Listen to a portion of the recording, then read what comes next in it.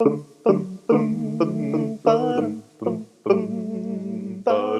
right, hello everybody, and welcome to another one of our conversations here with Dan. We're in part 2 of our little mini-series about leaving congregations and finding new ones. Yes, and today we're finding a new one. Yeah, so if you haven't watched the other one and you want to go back and start with that part of the conversation where we talked about why you might leave one, go ahead and start there. Maybe you want to watch this one first and flip-flop. It's up to you, but know that it's kind of a package deal. So there may be some things we reference that we already talked about in the last one, so hopefully it'll provide that well-rounded conversation. And before we get started, we'll just remind everybody again, if you have comments or questions about this subject or any other, but specifically on this subject and want to share stories, we're considering a third part to this conversation built specifically off the things that come in. We'll see. Yeah, we'll just see. So here we go. Where do you want to go with this one, Dan? Okay, so you're looking for a church home, which was, I think, rarely a difficulty in the first century. The only place I know of in the New Testament that suggests alternatives, since the congregations were relatively new, all of them, and that there weren't very many choices, is the book of Romans, chapter 16, where it greets a number of different people, and then it will say, greet this one, this one, this one, and the church that is in their house. And then it will say, greet this, this, and this one, and then the church that is in their house. You know? Yeah. So Rome was a large metropolitan area, and there were some churches in different parts of the city. And so in that case, there could have been maybe possibilities for that, but other than that, here's what I like to do. Okay. I was going to say, because otherwise they moved into a town and that was... Well, they became Christians and they were added to the church wherever they were, and then they had what they had. And then we're told they spread out and they had to start a new one, basically. Yeah. What if we were to want a new church and we went to the church at Philippi, which was Paul's favorite church?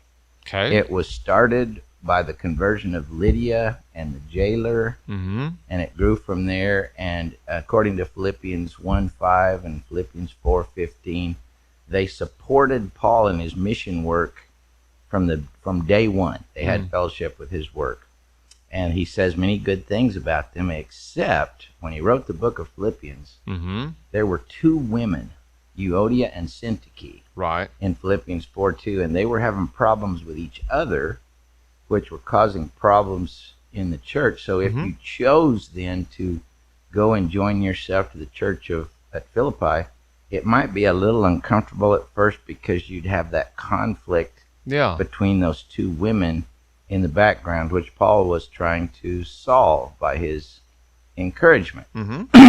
But let's say that we didn't quite decide on Philippian church. We decided that we would go to the Corinthian church and check that one out. Okay. And we walk in and we notice something's weird because there's seemingly a lot of educated people, but there seems to be tension in the air and people at different parts of the assembly, and there was obviously division there. And then we found like chaos in the middle of the Lord's Supper and people not sharing. And we found out as we were there a little while that some people didn't even believe in the resurrection of the dead. And Paul's letters were coming, and some people really listened to Paul and other people didn't at all. And so we say, I'm not sure about this one. I think I'll go over to Thessalonica. I think I'm picking up what you're putting down here. And I'm going to see if I want to be a part of the church at Thessalonica. But we go in and we realize that these people are kind of have their heads down and like they've been through a lot. And they talk about Paul being with them for 3 weeks, and the Jewish community really hates them there. And so they seem to be pretty good people, but they're having a really hard time with external persecution. And so we say, man, I mean, these are nice people, but I don't know about this one. So we go over to Colossae and we say, well, they're perfect there. Yeah, it's all right now. This looks like an interesting church. And well, where's your preacher, Epaphras? Well, he's gone. He's gone. Yeah, he's been gone for a while. And you find him, my Jewish friends have been telling me that I'm not okay because I'm not obeying dietary laws in Leviticus, and I'm not doing these different things and observing these holy days. And my pagan friends have been telling me that I'm not okay because I'm not seeing visions like they are in the pagan temples, and I'm not praying to the dead like they do. And we're really confused here, and we need some help and instruction. And we're a little bit unstable in our faith, and we have received a letter from Paul, but we're just not sure about some things. And I think, well, you guys are good people, but I don't know if I'm equipped to teach all of you guys what you need to be taught. And so I think I'm going to keep looking. And so I go over to where James has been writing to some people. Okay. And I noticed that they're Christians, but their traditions, the way they dress, is really Jewish. And I recognize that there seems to be a thing going on in their community between the rich people and the poor people. Yeah, there's some class struggles here. I noticed that there are some rich people that are being treated really nicely, and some poor people that are over in the corner, and there seems to be a real animosity between some of these people. And I hear that in the community there have been even conflicts that have led to deaths going on over the workers and the employers. And so I thought, man, I mean, I'm sure there's some good people here, but I'm not sure about this. You don't want to get dragged into this conflict here. And I think, well, the old Apostle John is really good. And I think I'll go over here, to one of the churches that John has been writing to in the book of 3 John. So I go in here, and there's this dude, and his name is Diotrephes.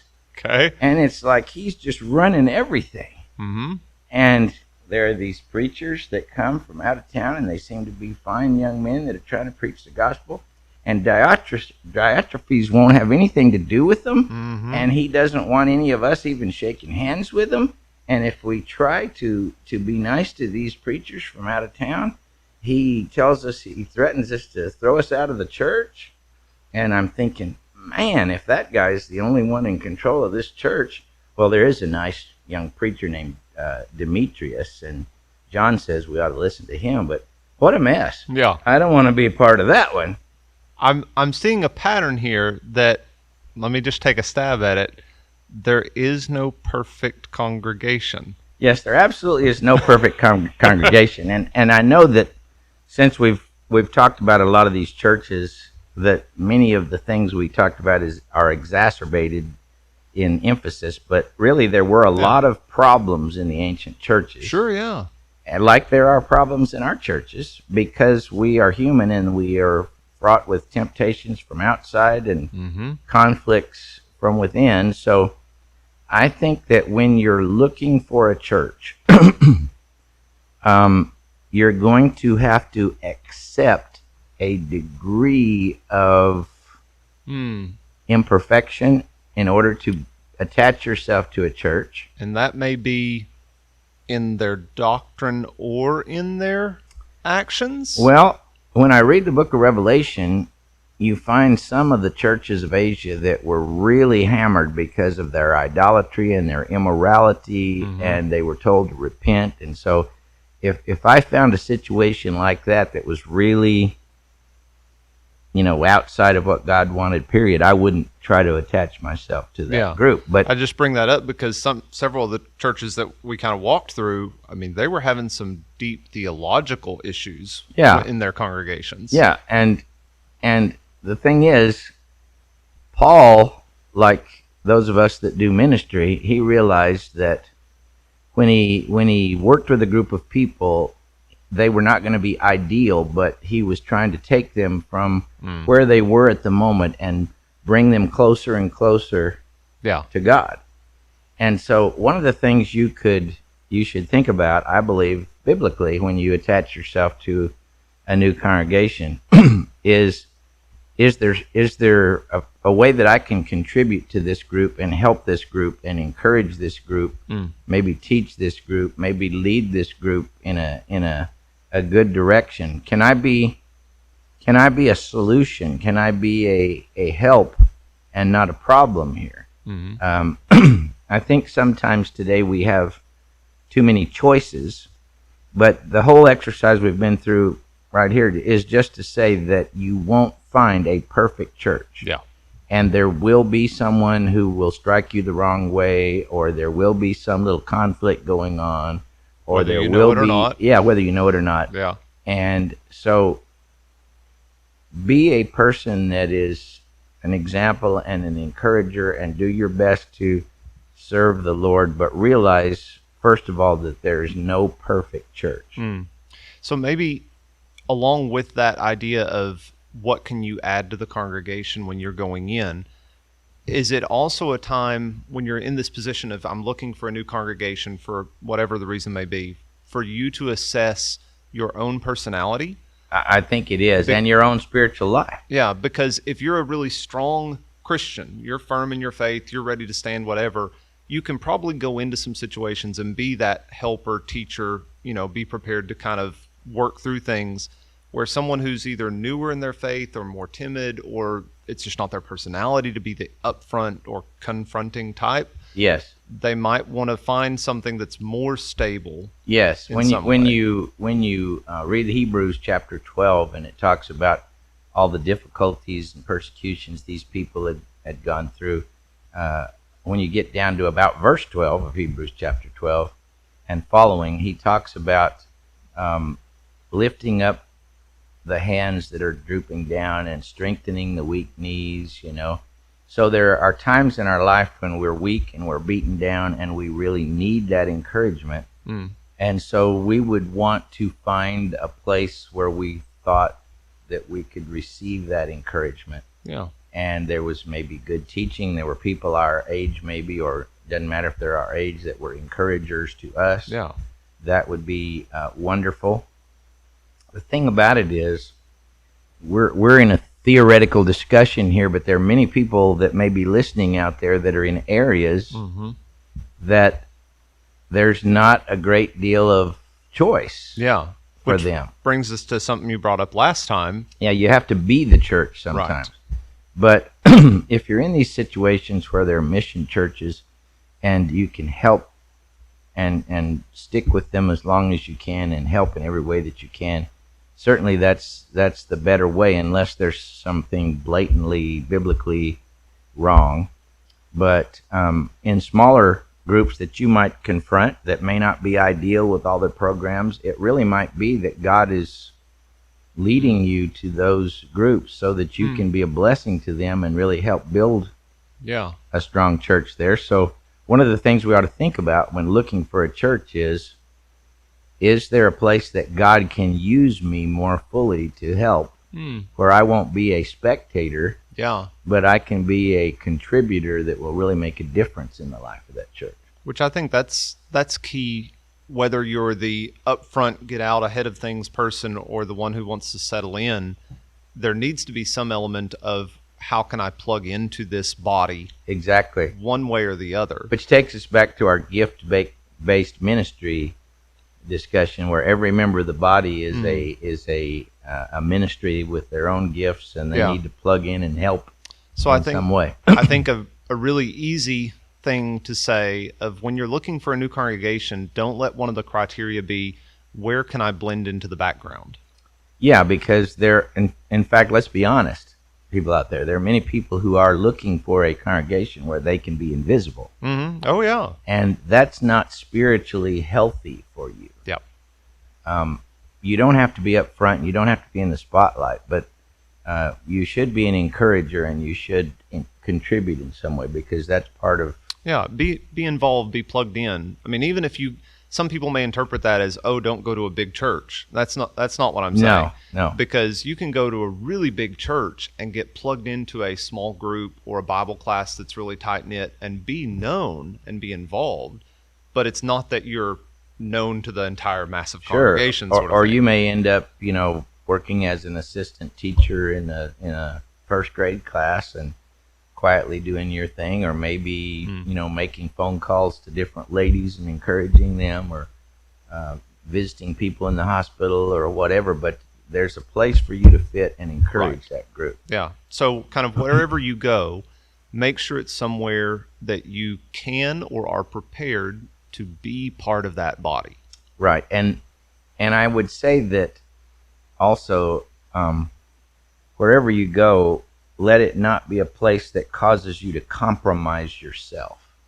Okay. If you have to compromise yourself, and for example, if you have to worship in a way that you simply do not believe is right, or if you have to, if there's continual teaching about things that are wrong, and you know they're wrong, and you have to either speak up about that or go somewhere else. But I think that when you choose a church, choose a place that will not cause you to have to compromise what you understand to be right morally or theologically from the Bible. So, and it may turn out that means you're with a group that doesn't have all the bells and whistles. Okay. So maybe tying this back to the discussion last time where we were looking at churches who were so tied to truth of gospel that they weren't living it out and doing it. I don't think one has anything to do with the others. You said they're so tied that those are not. No, I'm not saying they're tied. I'm saying when we were looking at the book of Revelation, they had gone so far. Ephesus was doctrinally correct, but they'd forgotten to do God's mission. Yes. Right. And so I'm saying you have this distinction that people see of either they're doing the doctrine really well or they're living it out really well. But either or. Yeah, they see the either or. So which is a false dichotomy. But a true one that happens. It happens from time to time. But you say false in that they are not necessarily tied together. It's probably a continuum. Yeah. It's not either this or that. They may be doing a little bit, not doing very much, and doctrinally correct. And these people may be doing a bunch of things, but totally off doctrinally. Right. So, I know the ideal is to have one that's in balance. Right. But typically you're going to find congregations that do one better than the other. And so I think the question that people will really get to is they're saying, so if I have to choose one, which do I choose? Right. And again, I think that's a dangerous question. And dangerous but practical. Yeah, it's practical, but I don't think we should allow ourselves to be in that choice. If we have to compromise ourselves doctrinally to do good things in the community, then I think we're putting ourselves in a position that God doesn't want us to be in. The better thing would be to do good things in the community ourselves and encourage others that are teaching the right things to do that. I think people have the idea that unless there is a church program, then they say, well, I want to be where I can do good. And that's really a wrong-headed thing, because you can do good wherever you are and begin doing good and encouraging others to do good, whether you're with a church that's not as active or not. And like we said in the other video, you are the church. Yeah. You don't just go to churches as a consumer. Oh, yeah, no. You go as an actor. And I think that's where the concern when people really are out there looking, like this isn't, they're in the mission field and it's the only church or all, but they're in a place that has several choices. Yeah, they're in Denver or Houston or Dallas or Nashville or Atlanta, Georgia. They're in some metropolitan area. Yeah. Or, and this is the other weird thing, you can be in a small town and there be 3 congregations because of divisions over time. Yes. So it's not just a big city thing that happens. Right. That happens more here, kind of Bible Belt sort of area.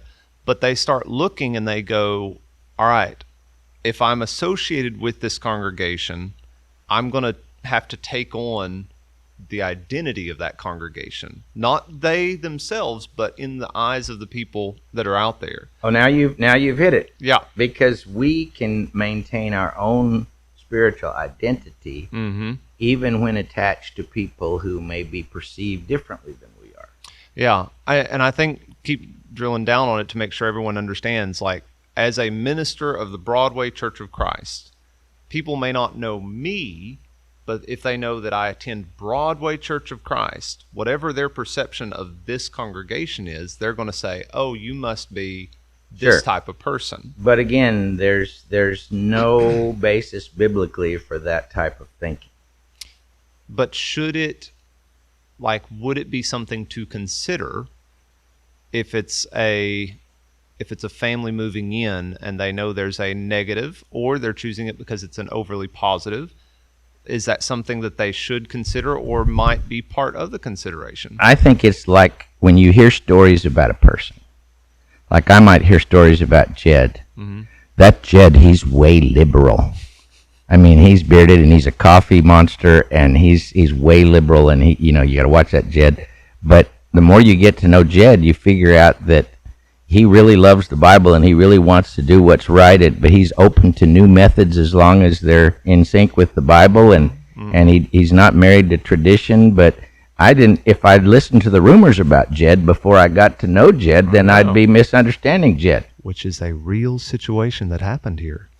Yes, absolutely. Just making sure people know this isn't a hypothetical out there. Okay, but see, it's the same with congregations, because reputations of congregations tend to last long time in communities, and sometimes they're not deserved.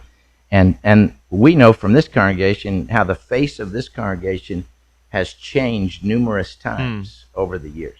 So we still have members that say, well, this is what Broadway is, and they've been in the building. Yeah, and we're like, yeah. So you've got to go and visit. You've got to be there a little bit. You've got to experience who these people are for yourself, and decide whether you, as a Christian who loves God and loves His Word and wants to do right, can fit in there in that congregation. But don't listen to somebody else just tell you.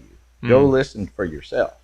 And maybe that's an opportunity for you to change that perception in conversations with others. Yeah, sure. And say, well, you may have thought this, but I'm not experiencing that at all. Okay. Yeah. Because, like you say, it may not be what we should consider, but it is part of these considerations. Yeah, see, the reason I look at you funny sometimes when you bring up these practical, it's because you're funny looking. No, that's not what it is. That's not I knew that was coming. No. Yeah. But the reason I look at you funny is because my mind always goes back to try to find some biblical answer to the question. And the scenario you posed right there in its form doesn't really have a biblical scenario behind it. So it goes where we started this. Unfortunately, there's not, and kind of talk to y'all for a minute, there's not a lot of that, hey, here's the book, chapter, verse for how to go find a new congregation. Well, but you shall not bear false witness. Yeah. And do not slander your brother. And so if you go find out for yourself and you realize that everything you've heard is not true, then you can judge for yourself and make a good choice, and that applies to any congregation. Yeah. There are some small congregations that are great congregations, and there are some large congregations that are great congregations. But you have to go and look for yourself and experience for yourself and be the judge for yourself. Yeah. Because I guess now as people start looking at all of this and they're like, okay, well, let's get down to it. If I walk in, what are some easily identifiable markers of a good congregation that I should be looking for? Well, you suggest one. What would you suggest? One thing that if you walk in. Well, I think that the hardest one is probably the more important one, which is what you were just talking about. Spend time with them, get to know them. That's explore their online media, sit through a worship service. What are you looking for, though? You raised the question. I'm looking for, what are they teaching? Okay. So that's still my number one, and I think that we agree on that. That's what are they teaching, or are they teaching? Well, if they're not teaching anything, then they're not teaching much. But yes, I still think that's the number one, but it's the hardest one, and it's the one that takes a lot of effort and time. So really, if we boiled down what we talked about last time in our last one, what are they teaching? What are they doing? And so what do you mean by what are they doing? Are they doing things that really address the mission of Christ? Are they trying to carry forth the gospel? Are they trying to reach out to lost people?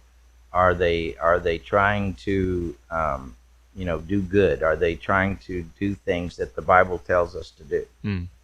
So I think in those two things, if they are teaching and they are doing in the way that they should be biblically, that may manifest itself in some other ways that we can pick up on a little bit easier, probably. Sure. You could find a really strong Bible class. You could find, as you talk to people, some things the church is doing that you didn't know they were doing. They may really be involved in mission work to the extent that they go to these places and they're writing letters to people, and you never know what they're doing. So again, you don't know that unless you go in.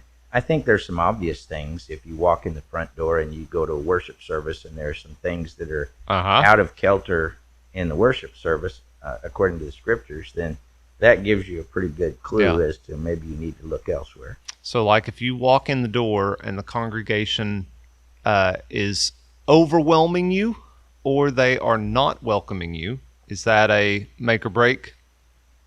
Well, it is for most people, but again, you don't know what's been happening there. You don't know what the mood of the people is based on there. If you just go in one Sunday and they don't seem very friendly, but you may come back 3 weeks later and people are really friendly, you just have to give it a chance. Okay. It's like if I met you one day and you were real down and you didn't even hardly talk to me, I might think he's a jerk, but I might not realize that something was going on in your life that made you that way. So try not to just make snap judgments. Yeah.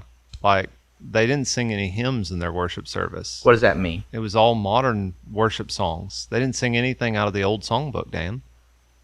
Well, that's got nothing to do with the Bible or whatever.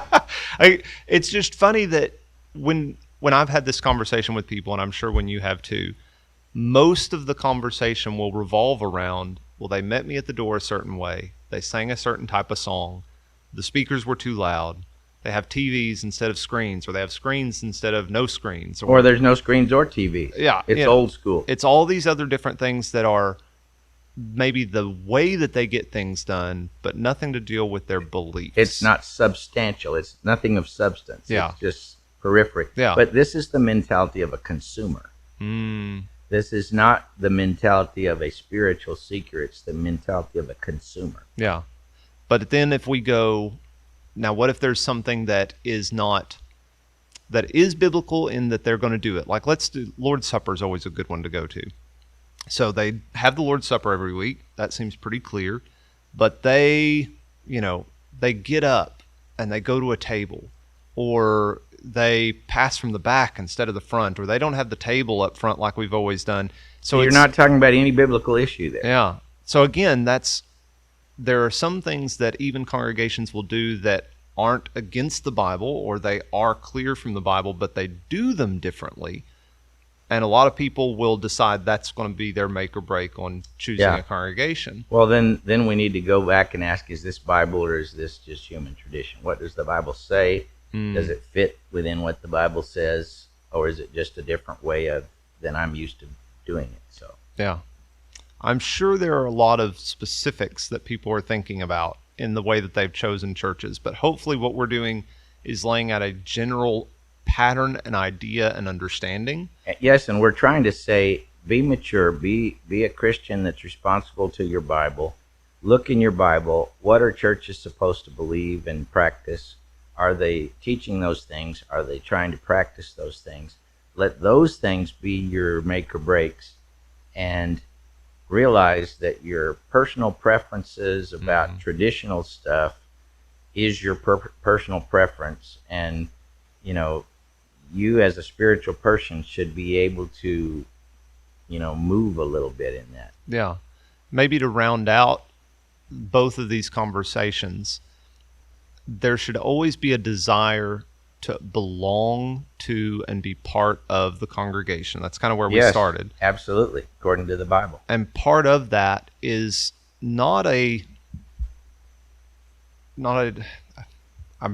trying to think of a simpler way of putting it, but not an easygoing, I'm just going to float from place to place based on what I want to be involved in, or one single little, tiff I had with the person sitting in the pew next to me, or that's unproductive. Yeah. So I think that that's something that happens and leads to, again, this consumeristic attitude. It's like, oh, but that congregation's doing X ministry right now, and my congregation won't do it, so I'm just going to go over there now. Yeah. Think of this passage to maybe wrap up about our attitude. I, therefore, the prisoner of the Lord, beseech you to walk in a manner worthy of the calling with which you were called, in all humility and gentleness, with long suffering, putting up with one another in love, trying very hard to maintain the unity of the Spirit in the bond of peace. Ephesians 4:1-3.